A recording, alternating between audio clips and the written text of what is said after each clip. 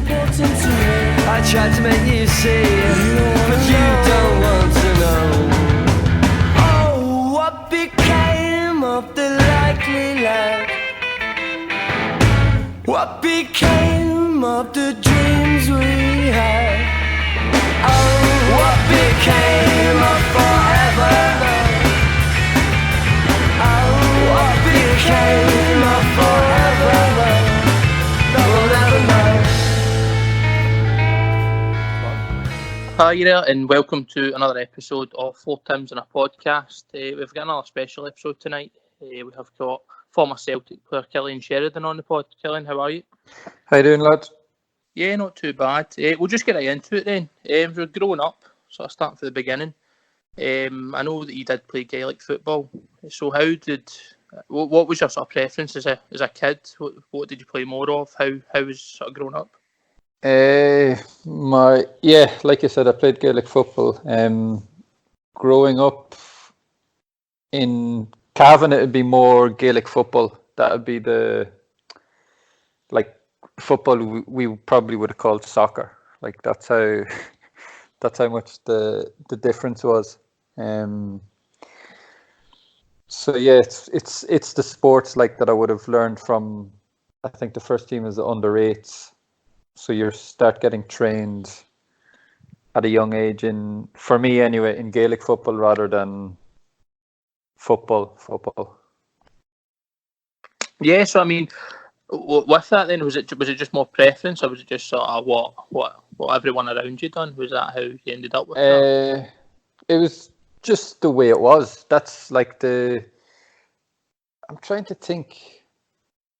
I know it's definitely different now, but back then, like there wouldn't have been the structure for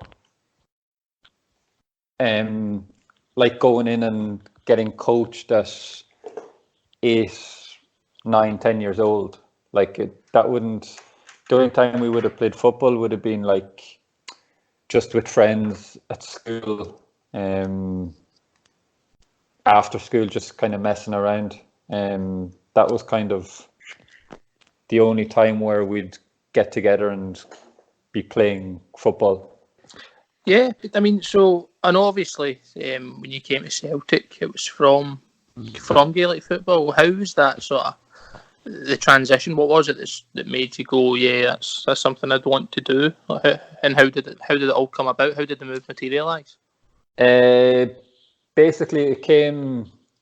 I ended up going. So I was still in Ireland when I was 16, 17. And at that time, at that age, that was when, I think at 16 is when most of the players, I think something to do with the schools, or maybe it was a rule or a law that players couldn't leave to go over to clubs until they were 16. So for me, I didn't go over until a year later when I started kind of getting trials and stuff. Because I was in the Ireland underage setup. So clubs probably were looking at me and thinking, well, he doesn't have a club. What's going on there? And then I'd get a few trials off of that. And then obviously Celtic being one. But I remember actually I have a feeling Celtic was the last club I went to on trial. I think so anyway. But before, I remember going to the airport to fly over, and the taxi driver in Dublin was asking, I go, what you doing? What are you going over for? And I was telling him, and then he was saying like, I don't know why it's always stuck in my head, but he was saying, make sure you just give everything. Like he was kind of saying how big the club was, what a chance it was for me and stuff like that. And it always kind of stuck in my head to just give it everything. And then in one of the trial games, I just ran. I just remember running everywhere. And then a few months after, once I'd signed, some of the lads in the U team were saying to me, like, kind of almost like I was a headless chicken, that I was just running everywhere. helped that I scored a few. Maybe I scored 2 goals, I think. But they probably were looking at me like, what's the deal with this guy? Like, big, tall guy just running everywhere. So obviously they seen something there, and then thankfully they did. Yeah, absolutely. I mean, so obviously coming over for yourself, what was like your first impressions then? Like a club the size of Celtic with sort of facilities. What was the initial impressions? Because I imagine it was sort of quite far away from what you were used to. Yeah, it was a weird one because at that time we were in Lennoxtown wasn't there, so we were in Barrowfield. Yeah. So I was actually almost. You're a bit surprised when that was kind of like that was the training ground compared to the only other clubs that I had seen were I was at Norwich, Sunderland, and Blackburn. And Blackburn and Sunderland have unbelievable facilities and everything. So that was kind of my experience or that's what I thought like training grounds were like. So it was almost a bit surprised, but then it didn't affect me. Like I was, like you said, from where I come from, it's not. I wasn't going in and thinking, "Oh, this is rubbish," or "I'm better than this." Like it was obviously from what I had, like the Gaelic football environment, it's still night and day. Plus, also for me going over, I was very. I think it's one of the things that helped me massively without realizing that kind of I was so naive to the whole environment, like the dressing room, professional football club, all of that was a world away from growing up Gaelic football. So I was going in like without.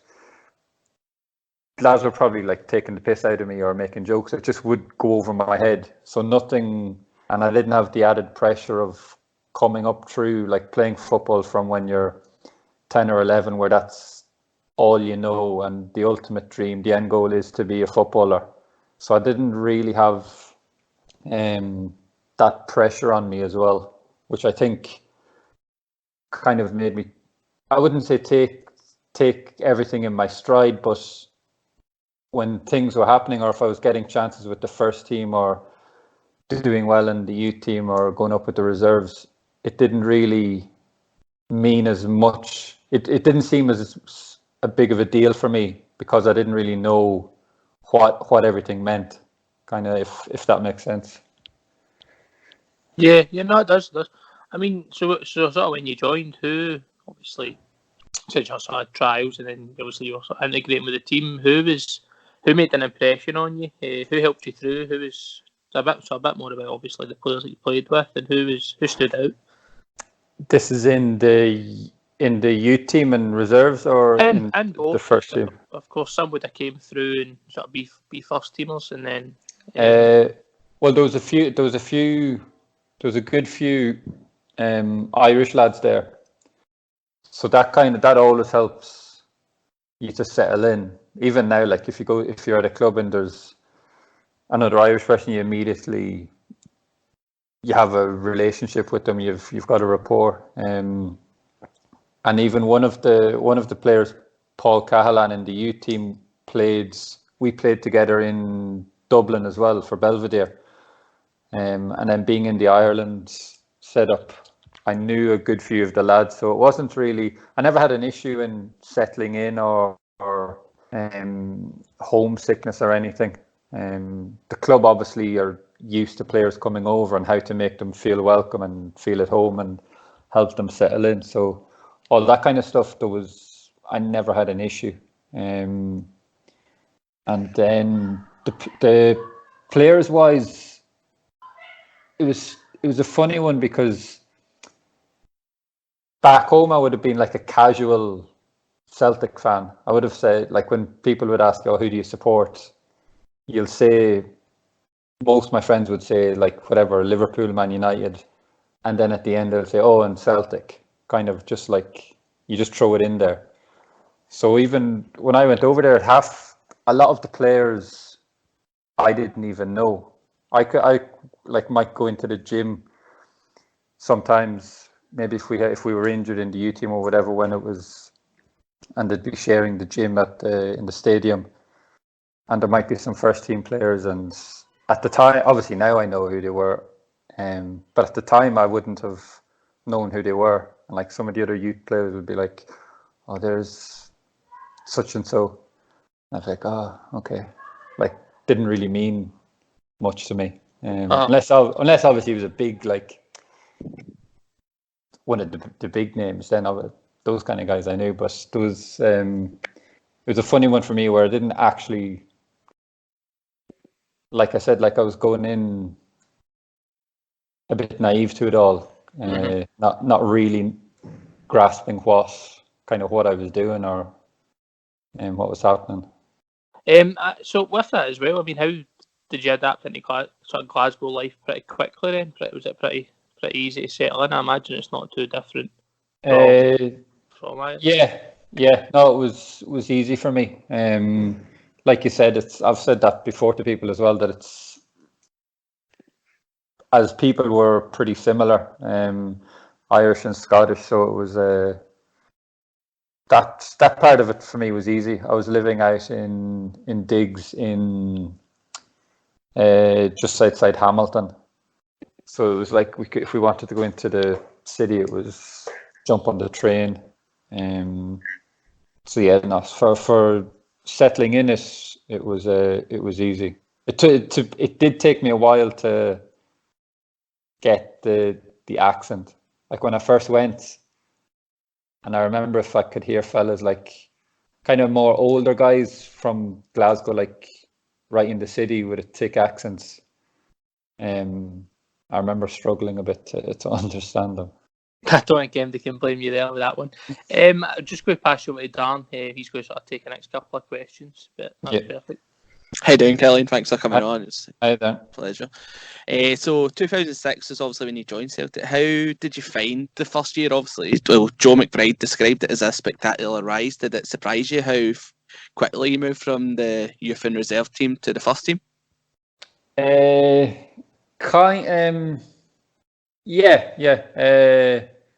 Probably surprised me because when I went over, I was in my head I was going over later than all the other players. So kind of like in my head, I wasn't at the same level as them, or I wasn't as good of a player because clubs didn't want to take me on trial, or clubs didn't want to sign me like the players that were already there.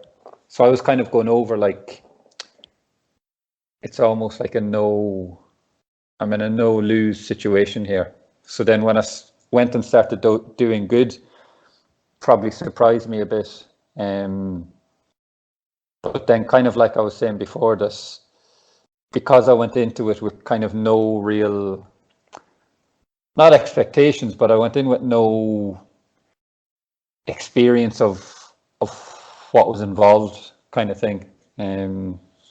So I didn't really, probably that I didn't realize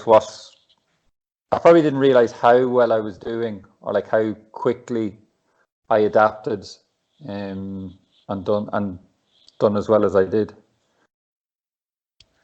Yeah, I was also reading earlier that when you joined, you started studying towards a degree at Strathclyde Uni. How was that? Obviously, it's quite uncommon to hear of football players. I know Celtic had Stuart Armstrong, who also studied while he was at the club. How did you find that when you joined? I'll let you in on a secret. That's a joke one of my friends done years and years ago. They changed. So sometimes I'll go with it, but sometimes I'll just say, nah, I even checked the source. It's not thing. true. Yeah, but the funny thing is that my friend changed it years ago, and it was something made up. It was like applied osmography. It was something that didn't exist. Yeah. And there was a time, like, if you Googled that term or that subject, it would only come up with articles with me on like some parts where I'd go along with it. But then someone actually thought they were doing like a service and changing it to a proper subject. It says physiology now, yeah. Yeah. So, and then it was actually funny it was only about 3 or 4 days ago. Bit of a coincidence that on like Twitter, a guy followed me, and I just seen in his bio, some guy from America, like a lecturer or something of applied physiology. I sent it to my friend that done it. So, yeah. Well, you can be sure to still send going. this podcast to him, because I'm sure he'll enjoy that. Because so you went for the first team. So get on to your debut. So you made your debut in February 2007 against Inverness. What was the build up to that like? Had you been told by Gordon Stratton and the coaches that you were close to getting your debut? No. It was. I think I'd been up obviously I would have been up training a few times with the first team, and then actually the weekend that I made my debut, it was, I don't know if it would have been a Saturday or a Sunday, probably a Sunday. It was a cup game, and I remember on that weekend, I don't know if it was the weekend my birthday was on, but I think I was supposed to go home that weekend and I was having like an 18th birthday party. So on the youth team, we had the weekend off. So I had planned to go home like on the Friday evening or something, and then ended up going up to train, I think, on the Friday morning, and then being told that I was in the squad. So it was kind of, it was a good reason to miss my 18th. Yeah, and how was the debut? Obviously, 2 goals in the last 2 minutes must have been pretty special to be a part of. Yeah. I just remember afterwards just being like, I don't know if it's relief, because at the time the players were, Neil Lennon was the captain, and kind of he's the only one I remember in the dressing room afterwards, like saying well done or something. Or I just remember being like just buzzing that kind of we won and I done well, that I didn't go on and mess up. That's kind of like the first thing you think of, that at that time when you're a young player and you're warming up, and then you get the call to come on, you start thinking of all the bad things that can happen, instead of obviously the good things that did eventually happen. Yeah, so after that, he signed a new 3-year contract with the club and Major League debut. So I just want to ask about that team. How was Gordon Stratton to work under? He was obviously a very successful manager when he was here, but he sometimes divided opinion with his support. For me, he was obviously brilliant, because he seen something in me and gave me my debut, gave me a chance to play for Celtic. So for me, can't really ever say anything bad about him. I remember it was it could be pretty ruthless, like in saying stuff or like slaughtering players. But I remember at the time, like I used to, at that time I didn't really understand. I think like most young players don't really understand the difference in players in training and players outside of training. So like if one of the first team if I'd done something bad in a training game or in training, and say the team lost, or one of the players would just be hammering me, I'd be thinking, oh, kind of, oh, he's a dickhead. And then I'd think that of him outside of training as well. And this kind of took me a while to realize like the difference in, and kind of the standards that they're not, it's like kind of that Celtic, they're not training to be nice guys. They're training to win. Everything is about winning. And probably at the time, that was one of the things I didn't grasp that enough. But the trainings were tough, were hard. It's a similar feeling to coming on in the games. If you're training with the first team, you just don't want to mess up. You don't want to do something that you get that hammering from one of the players or from the manager. Because, like I said, it could be pretty ruthless. Yeah, I've heard that before. Obviously, you're speaking about Neil Lennon. Was it the senior pros in that squad that had training so intense? I think that a lot of players from about that time and seem to mention guys like Neil Lennon as keeping standards absolutely sky high in training.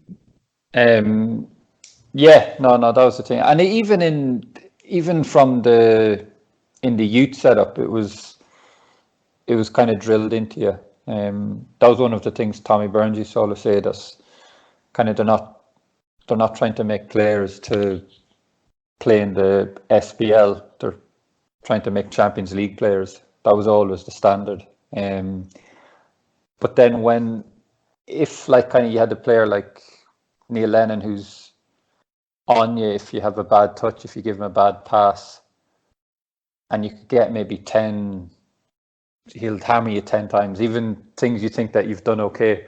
But then if you get the one well done, brilliant, or like you get a bit of praise, it made you feel like 10 feet tall. And then that was kind of, it did help where it made the praise sink in probably more than kind of all the bad stuff. You could come away and think, yeah, I was pretty good there, or that was good, and then your confidence is sky high. So that's the good side of that kind of tough love. Yeah, for sure. You mentioned Tommy Burns there, obviously absolutely loved and always adored at Celtic. How was Tommy with you? Have you got any stories of him? Tommy is similar to me. Like for me, like my career as Gordon Strachan, as Tommy signed me for the youth team. Like I said, he's seen something in me in that trial game that week that I had over. Where probably I think maybe would have been overlooked by other clubs, where they probably would have seen me as too raw and stuff like that. Whereas with me, I think he's seen something. But it's my memory of the youth team and kind of coming up. I don't remember loads of stories, but I can remember like little bits and pieces kind of stick out for me. One of his things was if we were in the gym. I remember once in the gym, and he was talking to me about my diet, and I was always like, even now I can eat as bad as I want and I won't put on weight. So I was always thinking, it doesn't matter what I eat. I'm not going to get overweight. I'm still going to be fit. I can do whatever. And then it wasn't until like the last few years where I kind of look more into my diet. I can feel the difference. Like how important it is that back then I didn't take it on board. And I always remember him saying, like, you have to treat yourself like a Formula One car. You don't just put normal petrol into a Formula One car. You put the special stuff you put in to make it go like it should, and you shouldn't be any different. And I stupidly obviously didn't take that in. But one of the things I remember was after the Youth Cup final, the one we lost 5-0 to Rangers, and the next day we were in. So came in the morning, and whatever we were to report to Celtic Park at 9 o'clock in the morning. So we're all sitting in there in the dressing room, no one saying a thing.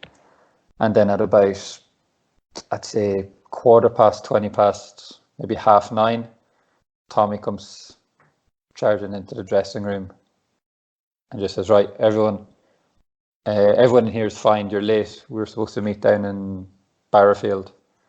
And obviously everyone's looking around like, we know we were supposed to be here, but what are we going to say? So anyway, we go down to Barfield, and then he just ran us for about, I don't know how long it was, maybe 30, 40 minutes. We had to do basically like running, fitness running as well, not just a little recovery cool down. It was hard running, and it was kind of like, don't ever let that happen again. So it was a tough, again, like I said, it was tough love. Yeah, that's absolutely perfect. So moving on to the following season, you made your European debut at Old Trafford. How was playing in the Champions League? How did you find that? Yeah, it was crazy. I remember the year before when we used to do the U team, when we'd do maybe ball boys, or we'd be working at the games for the Champions League games, and it was when we beat United. When I think that was the one, Nakamura's free kick. When it was 1-0, I think we won. Yeah. And I remember like in the warm up, United were doing shooting or whatever, and the ball kind of came over to me. I think that's what I was doing at the time for the, like in terms of the jobs at the game, I had to kind of get the balls back to the players during the warm up. And there was a ball, like whatever, one of them had a shot and it was bounced beside me. And then Rooney wanted the ball, obviously. So he's kind of sees me with the ball and then shouts over, like, give me the ball. So I've kicked over the ball. And then I remember at the time, like, fuck, I've just passed the ball to Wayne Rooney. And then I remember thinking back to that, like, a year later when I ended up playing against them in the Champions League. So it was a bit crazy how things can happen that way. But the coming on in that game in Old Trafford, it was, we were losing 3-0 and Strachan turned to me and was like, I think I came on for maybe the last 10 minutes or something. The game was gone. I don't remember what he said, but he kind of said something like, there was no pressure. It was like, kind of go out and enjoy it. Or might have been something about asking if I got a bonus for it or something. There was something kind of relaxed and put me at ease. And then I went on and just kind of was in awe a bit. I think Johnny Evans crifed me in his own box. That's from the game. That's kind of the only thing I remember. And just seeing like Tevez, Rooney, like the technique they had passing every ball was, they weren't just passing normal. They were kind of like pinging everything on the ground. It was kind of like I said, I was in awe at that. Yeah, he started in the return game for that, and it was a 1-each draw. So obviously, being a ball boy at the Celtic Park for Champions League games, was how was that atmosphere to play in? Yeah, it was ridiculous. Like I obviously had felt the atmosphere from being at the games, where it's weird. It's a different kind of atmosphere, because when you're at the game watching it, you're there surrounded by supporters, and it's a different feeling. Whereas when you're on the field, when you're on the pitch, like lining up, when the music hits and the camera starts panning, that's when it feels like you're like, shit, this is it. Like I'm playing in the Champions League. And I remember like straight away, as soon as the music plays, that's when it hits you. And then I've said this quite a lot, that at the time I didn't really take in what it meant to be playing for Celtic in the Champions League, until like I left, and then you're kind of like, you're playing at smaller clubs and stuff, and then you're like, fuck, I was kind of done things differently. I could have done better there, or had that experience more often. So it was overall the whole thing was just, it was ridiculous.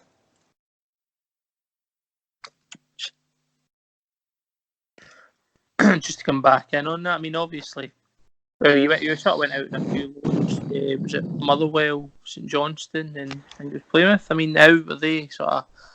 Was it in your decision to say I want to go and get game time in the first team? How did they sort of come about, and how did you find them? The Motherwell happened from. I think Motherwell was the last day of the transfer window. I think I've never actually looked it up, but I remember going into training and kind of getting I think I got a phone call on the way into training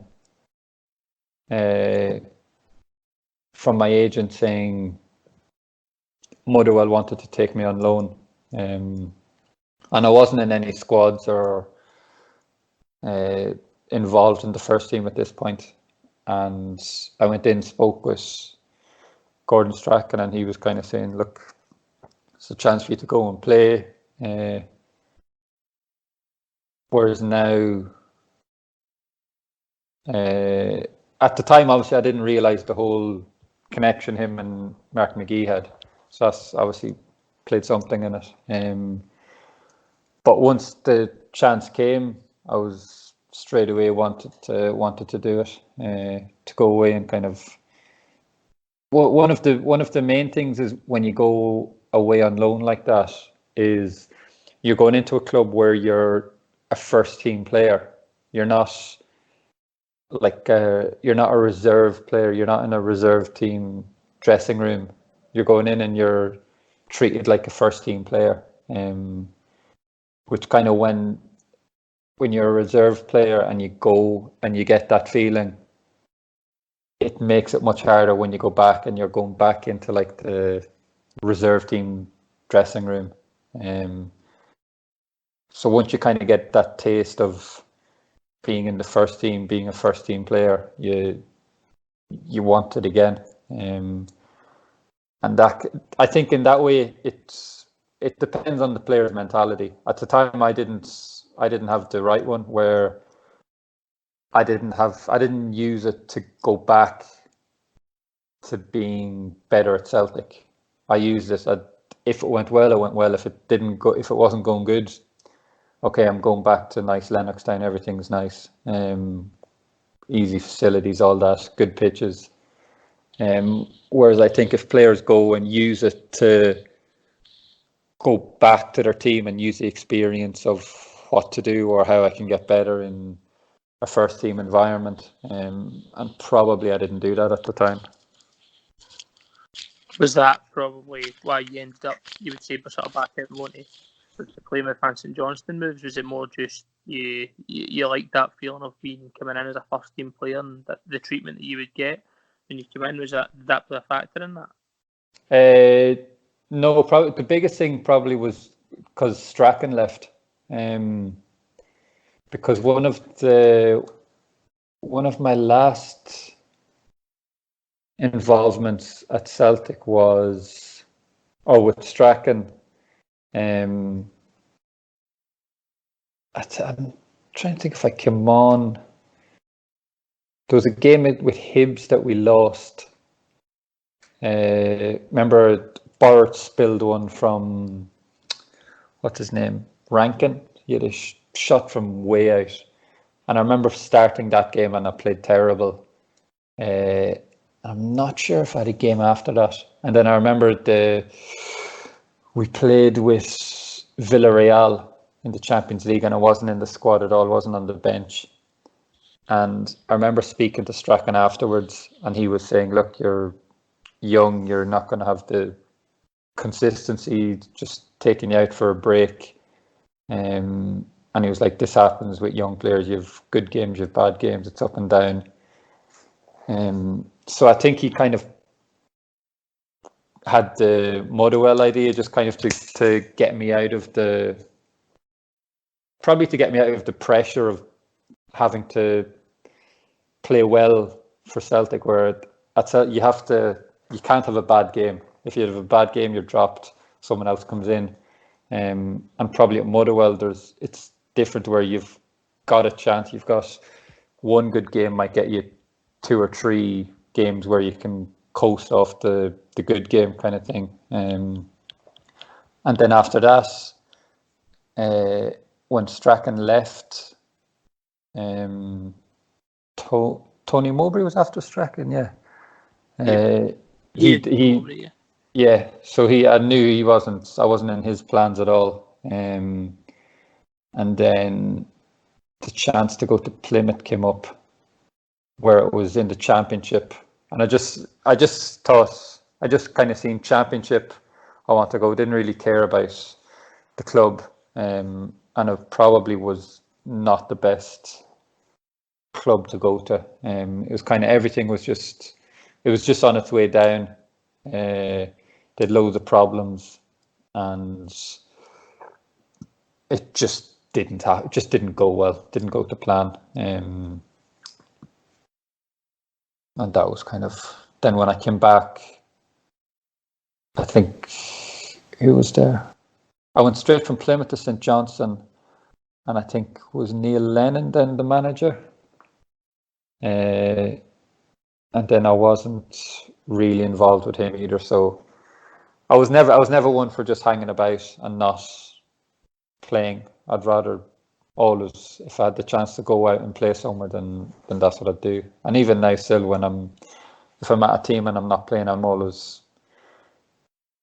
looking to go somewhere where I will play. Obviously, sort of then on it was your move to CSK Sofia. I mean, that was something a bit unusual, especially like Tony Watt. Was it just a complete new challenge that you fancied? How did that sort of move come around? I had it at the beginning of the summer, so at the very end of that season. I was told about it, and then I was kind of like mulling over it for a good while, and the offer kind of chance to go there was still there. After I think I'd done the pre-season with Celtic in America, and the offer was still there for me to go, and I just was like, fuck it, I'll go and do it.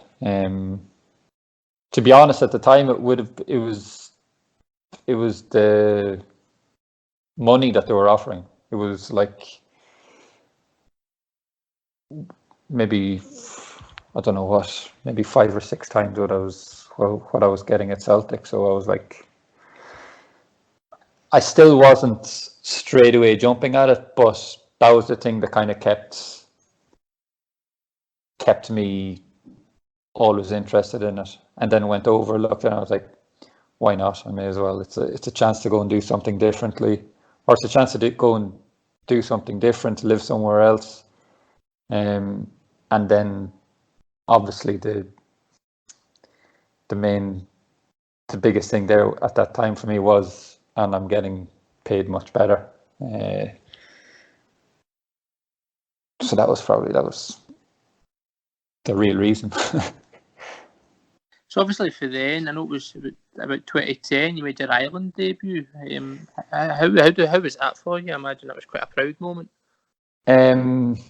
Yeah, that was, again, a kind of, wasn't really expecting it. It is actually similar with my 18th birthday, because it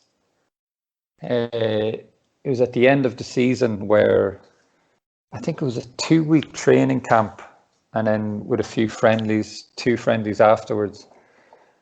And I hadn't been in any squads or anything before, or been on standby or anything like that. And I had booked to go on holiday.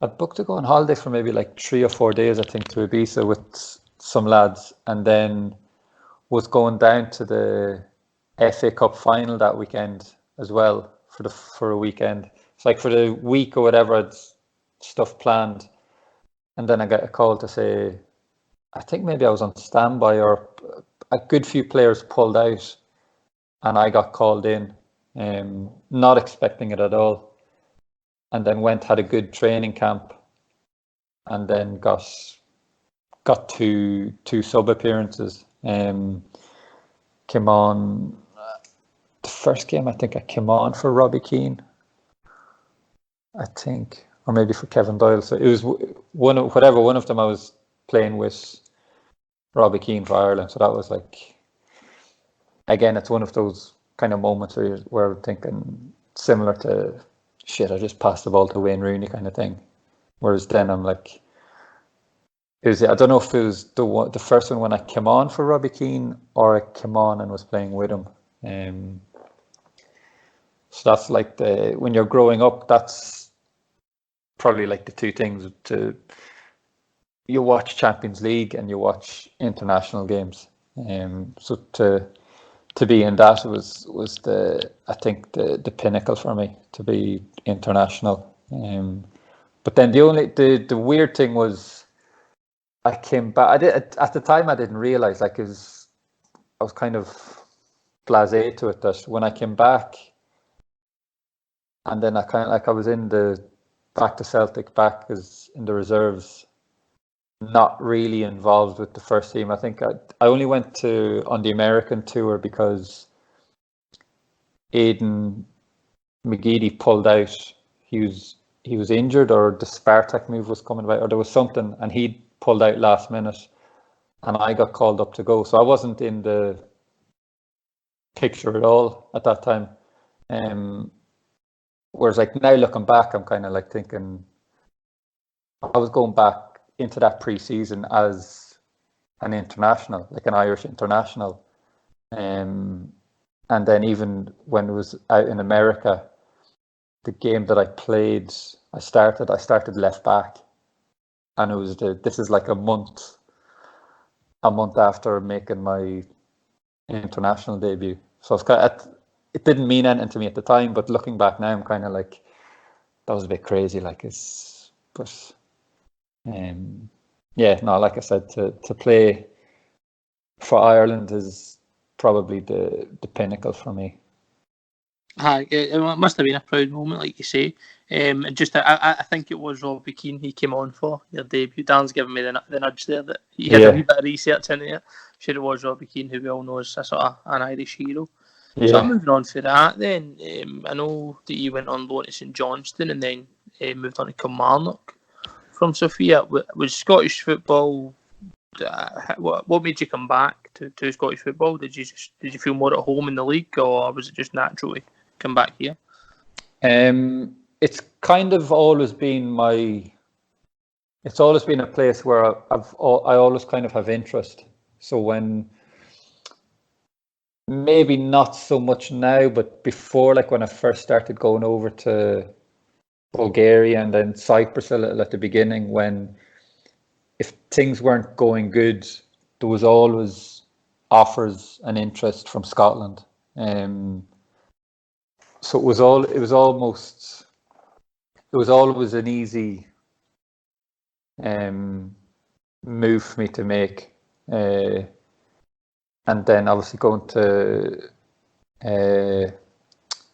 back to St Johnstone from Bulgaria was it was on loan, so it was a bit of a funny one. Like I wasn't really getting paid from Bulgaria, and it was I think I might have even had to pay something every month towards to St Johnstone for me to stay, or there was something weird, or not weird, but there was something that I just wanted, because I had such a bad year in Bulgaria and hated it, that I just wanted to get back to kind of what I knew and being comfortable. And then that's going back to St Johnstone and playing for a full season helped me out massively. And then kind of that was probably the year where I probably grew up as a footballer, where I kind of seen what not to do and what to do kind of things, from being at St Johnstone, from being in Bulgaria the way I was, to then going back and having a full season at a club. Kind of we're seeing how to train right, how to do things right. That probably helped me for after that, I'd say. I think the next thing, so obviously your Kilmarnock move, sort of coming back to Celtic Park in that game, I think you got a goal as well. How was that for you? Was that a bit surreal, or? To score, yeah. It's like when you go back and you're playing against a club that let you go or deemed you didn't want you. You always want to score, like kind of to be like, they were right. I didn't do enough to stay, but you're still in your head. You're thinking like you're still proud, where you're like, see, you shouldn't have let me go, kind of thing, or like kind of there, have that. I scored against you, we won. So there's that feeling of satisfaction for yourself personally. When you actually do it, when you do score or you do win, and it's kind of before the game, you're probably more pumped up, like you've got more to play for. There's more determination there, kind of you're almost as if you're playing to prove a point. And that actually is weird. One of the things when I scored that goal at Celtic, I never really do crazy celebrations. Normally, if I score, I'll 9 times out of 10 I'll go to the guy who passed to me, or I'll wait for them to come over, or I don't run around going crazy. So it was after when I scored. I remember at the time I just kind of turned around and waited for the rest of the team to come over. And afterwards, I was getting praised from all the loads of Celtic fans, like, oh yeah, he's really respectful and stuff like that. But it probably in a way it was me celebrating. Well, I mean, I'm sure we're all glad you never went a bit mental. Given the circumstance, I think it was Kelly's first win at Celtic Park since 1955, so I think it may have been a long time coming. Yeah, I think there's a DVD of it. no doubt. So obviously from there, you then took the decision to move abroad again. I mean, was that an easy one, given obviously you said Bulgaria was quite difficult, you didn't have the best of times? I mean, I know you've sort of been in Cyprus and Poland, obviously now you're in Israel. I mean, is that an easy decision for you to abroad again?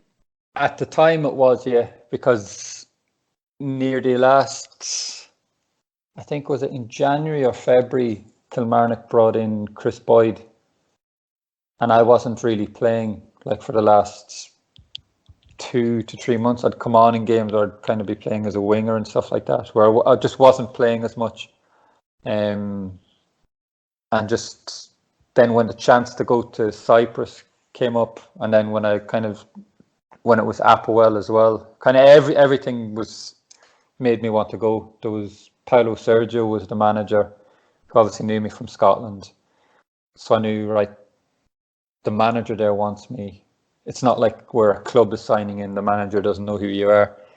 The manager there wants me. He wants to sign me. Living in Cyprus, a big club there.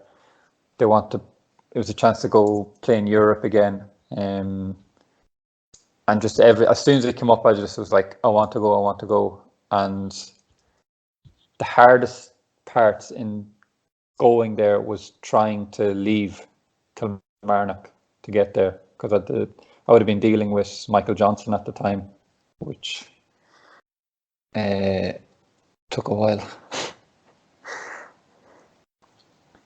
So with that then, obviously since then, I mean, what's been your sort of highlights? I think in Cyprus you actually scored quite a few for them. I mean, was that sort of your best move, or?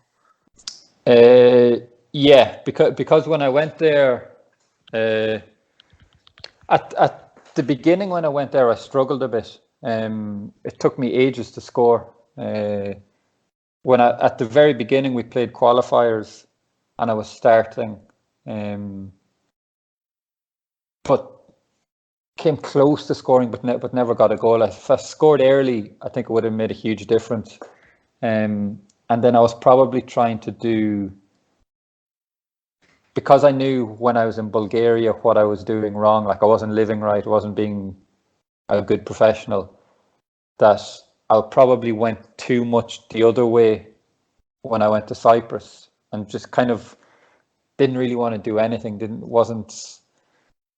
just wasn't really myself there. And then once I kind of got that goal and started playing, was everything went much better. We then won the league that year. On the last game of the league, I scored a goal. That's where we won the league. It was us against the second place team. Or sorry, the team that was top and we were second, and we had the win to win the league, and then to go and qualify for the Champions League the following year. Where I played a role in getting there, where I'd scored goals in qualifiers, and I wasn't just kind of part of a team that was in the Champions League. I was playing for a team that was in the Champions League, where it felt different, like felt that I'd kind of deserved it more. So like personally, that was the most successful for me. And then when I moved to Ammonia, is when I started scoring more, and probably got a hunger for going and scoring more goals. Whereas before, I kind of would have been more happy to go and running about, and if the team won, kind of do all the shit work. And then at the end of the game, not really be too disappointed that I didn't score, but we won.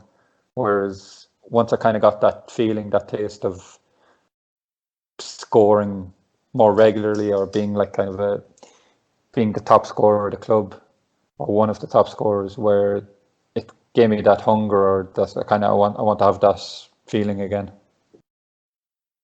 Yeah, so that sort of leads us up to where you are now. I mean, I know you've sort of recently moved out to Israel. How is that? How are you getting on? How are things? Yeah, it's good. It's a different place to live. Different culture, and it's just kind of once you accept that countries do things differently, or like different places live different ways, the cultures are different, their people's habits are different, and instead of going and thinking, like when I was in Bulgaria, I was like, why don't they do it the way I know things are done? Why don't they live like I'm used to living in the UK? Why don't they train the same? All things like that, where you're like, they should be adapting to me, instead of you need to go and adapt to them. You need to accept this. Like, this isn't something you're used to doing, or it normally might drive you mad, but you kind of have to take a step back and understand this. Just people culturally are different. This things are done differently. But then coming here was kind of took a while over the summer, because when I was in New Zealand, and playing in Australia, it was a terrible, personally for the last 6 months was terrible, because I wasn't playing. I went there and started 2 games, and then it kind of fucked me a bit in the summer, where I didn't have kind of as many, probably as many offers as I thought I would have. But coming here has been very good for me. Football wise, it's a small place. Got a very good manager, because I think he's trying to change a mentality here, where he's introducing standards and stuff like that. So it's tough, but I'm enjoying it. Absolutely. I mean, it sounds as if you're enjoying it, and you enjoy the challenge of playing abroad. So, I mean, with that in mind, obviously you've sort of got plenty of years left. Is finishing up sort of career? Are you thinking about life after football, coaching? I mean, what is that on your mind yet, or just not just yet? I've no idea. I personally, I feel like I can play for a good bit longer. I think because I started so late in football, I don't have I've almost got like 7 or 8 years on people of not playing football. And kind of my body shape helps me as well, where I don't really have lots of stress on joints or muscles and stuff like that. So I feel now like I can play for a good bit longer. And then after that, I've absolutely no idea. When I was younger, I used to say no chance will I be involved in football after, like as a coach or anything like that. But kind of the more you're in it, it's almost like, if at the end of my career I've had, say, 20 years playing football, it'd be probably a bit stupid not to use that experience to go and like use it to stay in football, kind of thing. It's not many other people who would. If you've got all that experience in a job, why would you go and try something different? So I've no idea. I could finish and then say, right, I'm done with football, I don't want to play. So it's yeah, I don't know. It gives me a reason almost to be excited about when I do finish. I'm not dreading when the time comes. It'll be something exciting. Absolutely, and even sort of from what you've just sort of told us here in the podcast, I mean, you've obviously got a lot to offer sort of younger players, so I'm sure it would be a success if coaching was what you ventured into. With that in mind as well, we had Craig Burley in the show, and he mentioned when he was a footballer, sort of playing, he sort of took on any media work that he could. I mean, I know you've sort of got a podcast. Is that just a bit of fun for yourself, or is it something that you've got an interest in? It's a bit of both. I like listening to them, and then I just was like, why don't I do one myself? I've got all this spare time. I'm in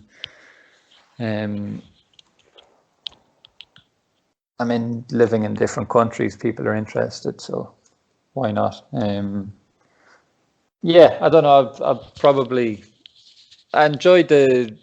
I think I'd enjoy the media part of it, but I don't know. Lots of it drives me crazy, like cliches and talking all like that, and I don't know. It's probably a bit too.